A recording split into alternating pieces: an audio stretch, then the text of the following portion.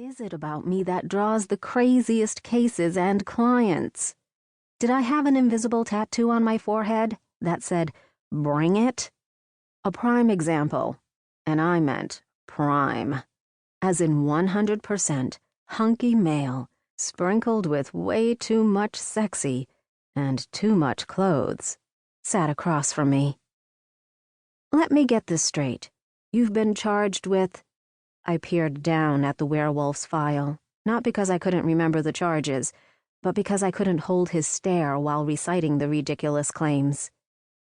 Digging holes in your neighbor's yard, howling after 11, and peeing on her roses. I raised my gaze and had it snagged by my client's chocolate-colored eyes.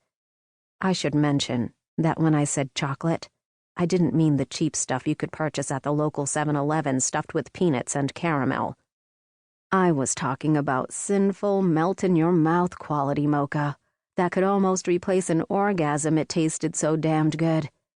Although, given Mr. Kavanaugh's stellar good looks, rockin' bod, and general fuckable vibe, I imagined sex with him might prove even more enjoyable than the best chocolate available on the market. Not that I intended to find out in person. Good lawyers didn't screw their clients. Until they'd won their case at least and gotten paid. Contrary to belief, we did have some morals. A shame, because were I a girl of looser moral fiber, I would have totally thrown myself on that desk and screamed, "Take me." Disturbed at the direction of my thoughts, I mentally kicked my mind out of the gutter. Are any of these claims true? Yep, he replied, in a rough voice that tickled over every single one of my nerve endings, plus a few I didn't realize I owned. Damn, I so needed to get laid if just a masculine rumble could get my panties wet. Mental note to self, hit the store for some C batteries on my way home. B.O.B. and I were going on a date tonight. Even though much of my blood had flooded my girl regions, I frowned at my client's single-syllable reply. Yes, to which charge? All of them. Like I'd said, the office always seemed to give me the craziest cases. Then again, I enjoyed the challenge. It kept me from getting bored with mundane petty theft crimes. I leaned back in my creaky chair. Creaky because it was old, and not because I needed to hit the gym more. Okay, so maybe I didn't need to hit the gym more. I didn't need the furniture taunting me about it. Keep it up, and I will replace you with a new ergomatic model.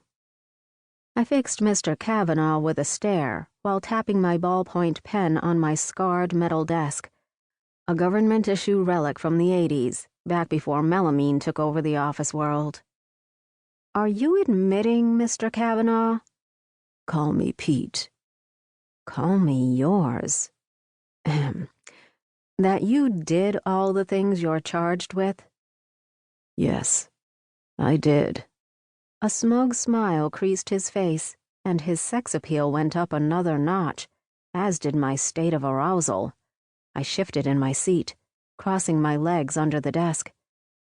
I also peed on her petunias, but I see she's not complaining about that, probably on account they've never looked healthier.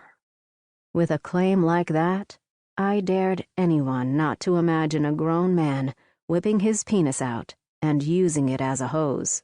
Oddly enough, it didn't detract from his overall sexiness. And you want to fight these charges instead of pleading guilty to a misdemeanor and paying the fine? I do.